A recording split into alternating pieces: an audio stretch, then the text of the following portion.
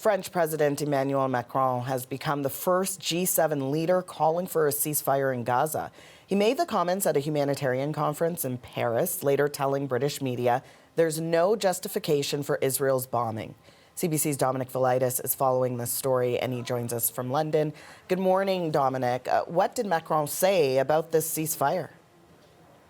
Well, some unusually frank words from France's President Emmanuel Macron. Speaking to the BBC yesterday, he said the clear conclusion of those attending this summit, which included Canada's Minister of International Development, Ahmed Hussein, was that there is no other solution than first a humanitarian pause followed by a ceasefire. That, he said, would allow citizens caught up in this conflict to be protected.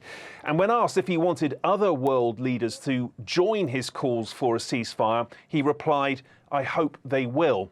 Now, during the interview, Asher, Macron was also asked about Israel's bombing of Gaza and whether or not he thought it was breaking international law as a result. He pushed back on the question, saying that as a head of state, it wasn't his role to judge if that was the case, but he did have this to say. Take a listen.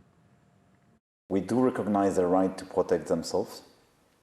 And 1 month after this terrorist attack, I think it would be not the right way to deal with a partner and friend just to say you will be condemned and you are guilty.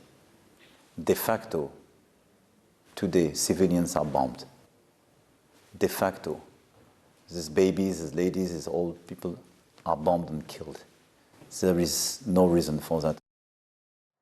Some frank and direct words there from France's President Emmanuel Macron. Israel's Prime Minister Benjamin Netanyahu was quick to respond to them. He said countries should be condemning Hamas, not Israel, adding in a statement, the crimes Hamas is committing today in Gaza will be committed tomorrow in Paris, New York, and anywhere in the world. Asher.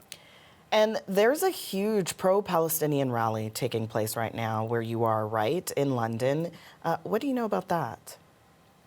Yeah, that's right. Pro-Palestinian demonstrators who are calling for a ceasefire in Gaza have now left Hyde Park in central London and are on their way to their finishing point, which is the US Embassy in Vauxhall. Hundreds of thousands of people are taking part.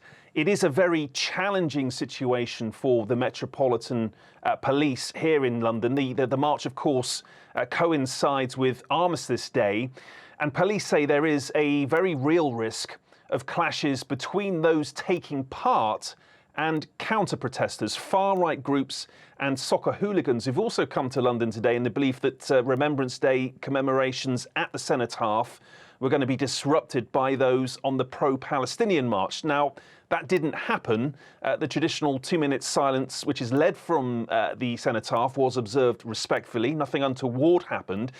Although police say officers faced some aggression from these right-wing counter-protesters who were denied access to the Cenotaph earlier. Bottles were thrown and police responded with batons. But things there have now calmed down. The challenge, Asher, for police for the rest of the day, really, will be to keep these two groups apart, keep them from meeting. Asher. Dominic, thank you. Thank you.